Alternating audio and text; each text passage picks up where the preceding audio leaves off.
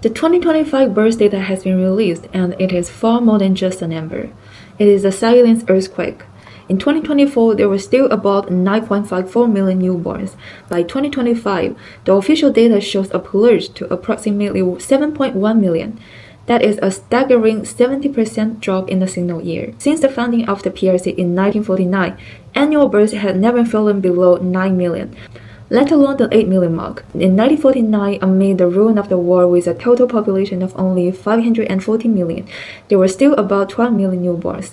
Today, in what is called a prosperous era, the birth rate has withered to a mere 5.6 per thousand. This kind of collapse in the fertility occurring without a major war or a massive natural disaster is unprecedented in the history of the post-World War II Asia, and indeed the world. Why has everyone stopped having children? Experts have offered countless analyses, but it ultimately boils down to three core reasons. First, a total loss of hope.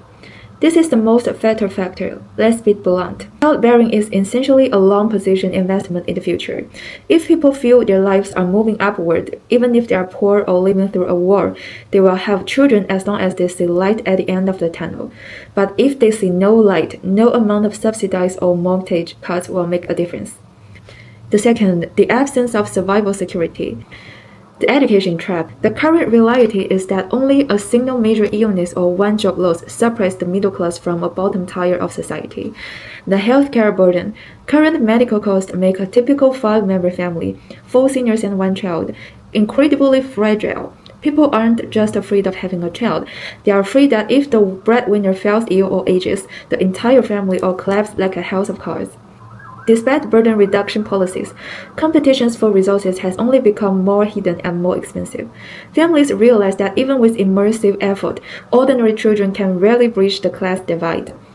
Where ordinary kids are grinding through tutoring and exams, the wealthy are teach their children languages and arts before sending them abroad to gild their resumes. These elite students return to become the bosses of their former classmates who stayed behind to study diligently. This fear that a child is born to be nothing more than industrial fuel, consumables, makes many parents unwilling to bring a child into this world. Third, structural poverty, no money. This isn't just simple poverty, it's structural. The mortgage shackle. Even as housing prices drop, those who already bought homes found 60% to 70% of their salaries locked into bank interest. People are not living, they are working for piles of reinforced concrete. The resignation of down consumption. In 2025, the buzzwords are minimalist living and special forces style consumption, extremely budgeting. This reflects a collective collapse in purchasing power. When a person must calculate every penny just to maintain a dignified life, adding a money swallow beast, a child, is seen as a suicide move. The employment winter. In the current job market, aged 35 is a hurdle, and 40 is a wall. This uncertainty makes long-term financial commitment terrifying. Everyone has done the math. A child isn't just another pair of chopsticks at the table. They represent a rigid debt of hundreds of thousands, if not millions of dollars.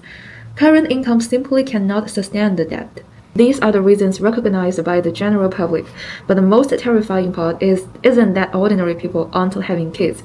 It's that the structure has broken. Previously, the most stable and prolific demographic for births was the roughly 1,000 million people working within the system, state-owned enterprises and related sectors. They had security. They were the backbone of the birth statistics. But 2025 data shows that even this group has stopped.